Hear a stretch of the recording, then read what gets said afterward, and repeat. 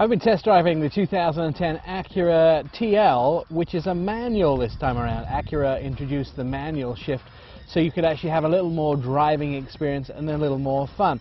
Now this vehicle is actually outstanding. I didn't think I'd like it as much as I do. The reason it's so much fun driving a manual is the fact that it's so light in its body structure, which means the car whips around the track and is very balanced from front to back.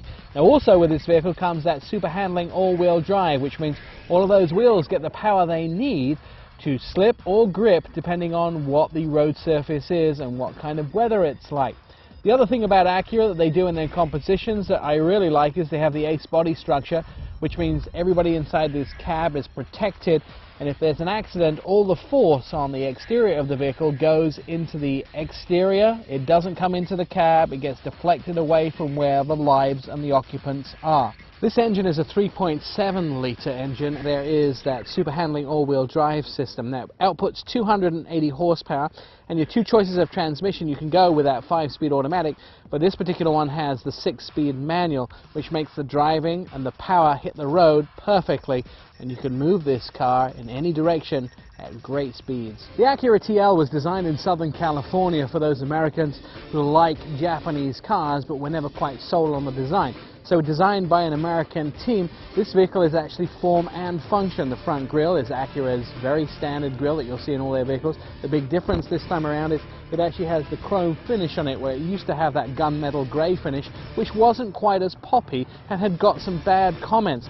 Everything around the front is great, the HID headlights. Also, some of those air ducts in the bumpers actually have a function. What they do is channel air to the brakes to keep the brake cooling system going. The big note on the inside is the sound system. In fact, Edmunds.com noted this was one of the best sound systems around. It has 10 speakers, 410 watts, and sounds great when you're driving in this car and you crank the tunes all the way up. But the other electronics on the inside are also Acura standards.